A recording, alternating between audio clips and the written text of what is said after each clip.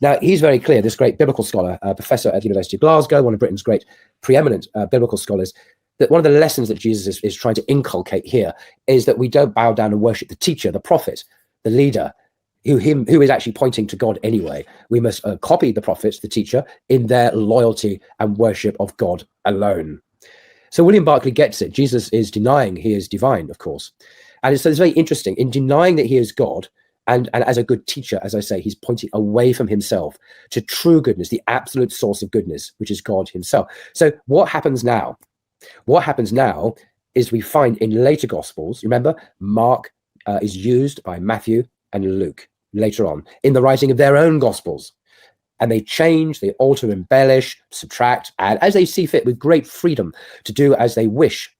And when we come to Matthew's Gospel, remember, this is all standard stuff. This is not marginal, wacky, liberal stuff. This is mainstream biblical scholarship that you'll be taught in any major university in the West.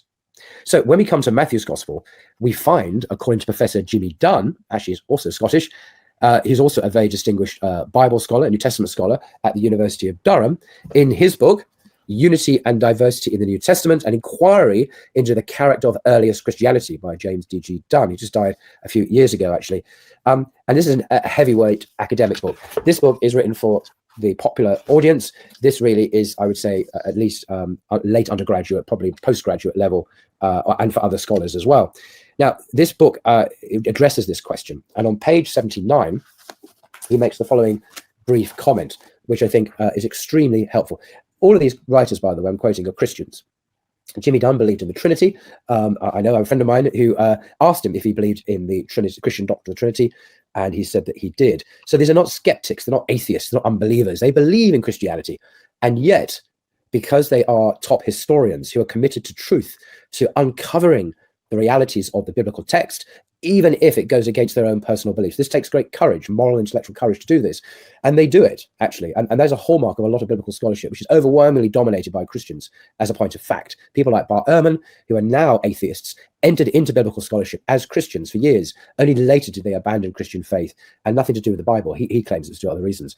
Anyway, back to Jimmy Dunn. He says on page 79, the following: "We must note also how some sayings of Jesus have been deliberately altered in the course of transmission, altered in such a way as to give a clearly different sense from the original.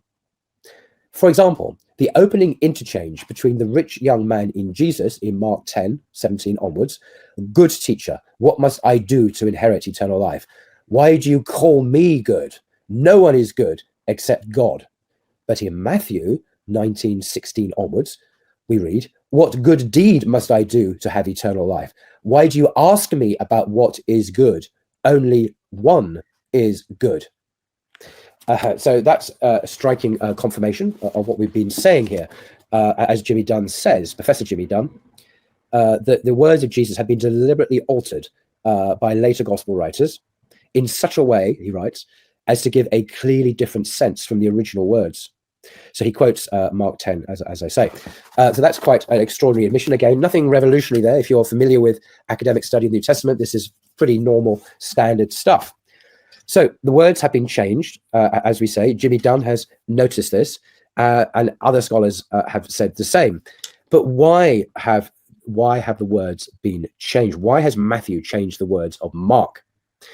The answer I've often come across, actually, both in Jimmy Dunn earlier in other books and other top scholars, is simple: to avoid the embarrassment of Jesus' denial of his divinity in Mark.